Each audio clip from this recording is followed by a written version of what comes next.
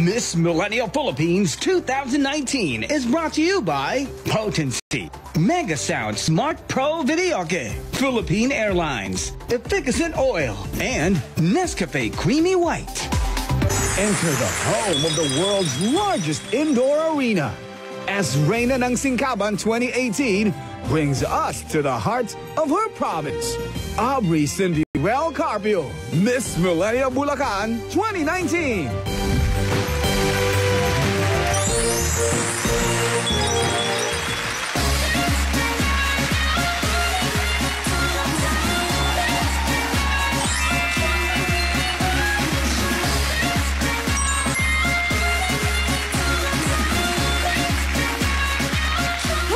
Sa aming lalawigan, ang bagsak kasaysay ay di matatawaran. Pag inyong napuntahan, tiyak na babalik-balikan. Siyang aking lupang pinagmulan, ang mahal kong lalawigan ng Bulacan. Graduate of BS Tourism Management. She used to be a flight attendant for Philippine Airlines.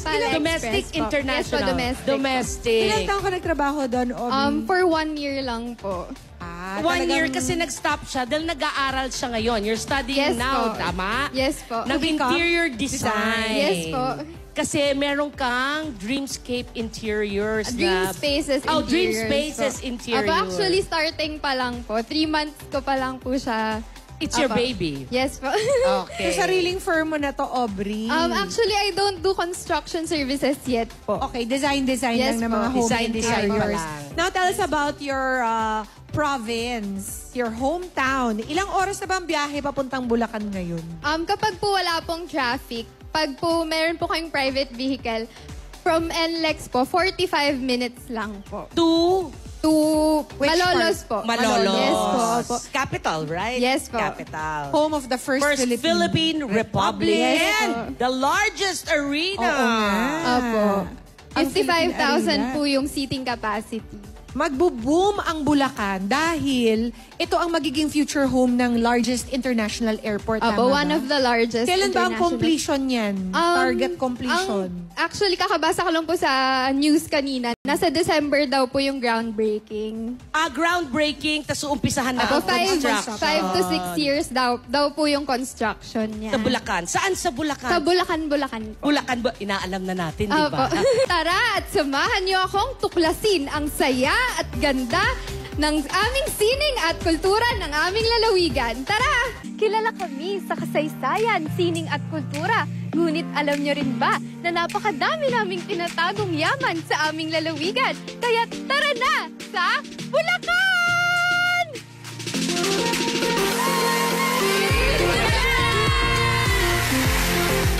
Isa sa mga nakatagong yaman ng Bulacan ay ang Talon Pari Falls na matatagpuan sa Barangay Kalawakan sa bayan ng Doña Remedios Trinidad. #food trip ba ang hanap nyo? Meron kami niyan dito sa Bulacan, Bulacan. Ito po ang sikat at napakasarap na tapahan o smoked fish. Tikman natin, favorite ko to eh. Ang sarap po, ate! Alam niyo ba na ito yung sapatos ni Gregorio del Pilar bago siya tumungo sa Tirad Pass? Sa inyong biyaheng Bulacan, ang pasalubong ay huwag kalilimutan. Kaya naman dito sa bayan ng Bustos, ang Minasa ay surely a must-try. Tara! Ang hirap.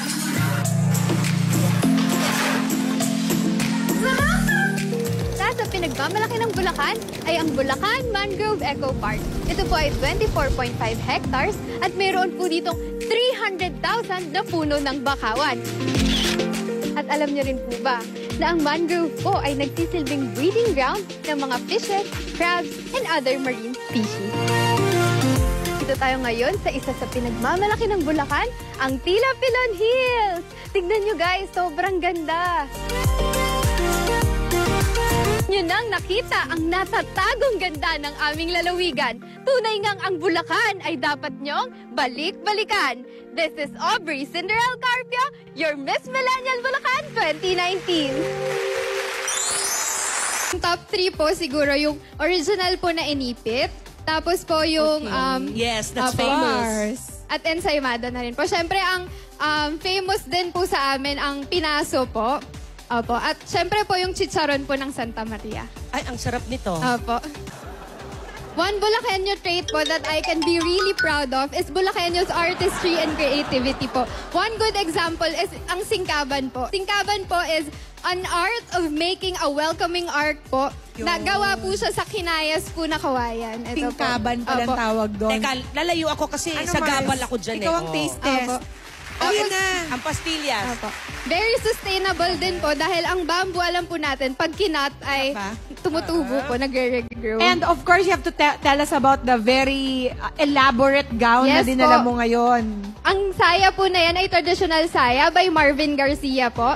Alam niyo po ba na sa Bulacan po, kauna-unahang ginanap ang Flores de Mayo. Yes po. My gosh, ilang oras kaya niyan? Binurda. Actually, yan ang suot nung designer pag namamalengke doon. Lahat na ng mga pics mo for tourist destinations nandyan. Maraming salamat sa mga kababayan ni Miss Millennial Bulacan para sa mga pasalubong na napakadami. At lalong-lalo na sa tourism at local government ng Bulacan. Yes. Very good for people with diabetes. Sa Bulacan And po people siya are dieting. unang nag-start. Ay, sa Bulacan po, yung okay. unang farm po ng stevia. Stevia Farm. Yes Kaya po. talagang, alam mo, itong stevia na to, bagay na bagay ito kay Pia. Ayan. Si Zero- asawa mo, si Stevia. 0 calories po siya. Hindi po siya nadedetect as sugar po sa body niyo. Kaya mga Dabber Dabber Cats, Cats, i-follow lang si Miss Millennial Bulacan sa kanyang social media accounts para sa mas marami pang updates about her province.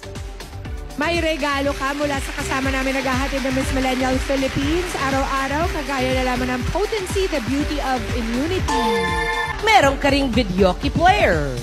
From Megasound Smart Pro Videoke, experience music and more than 18,000 built-in songs, free 2-year song updates with the mobile karaoke app controller.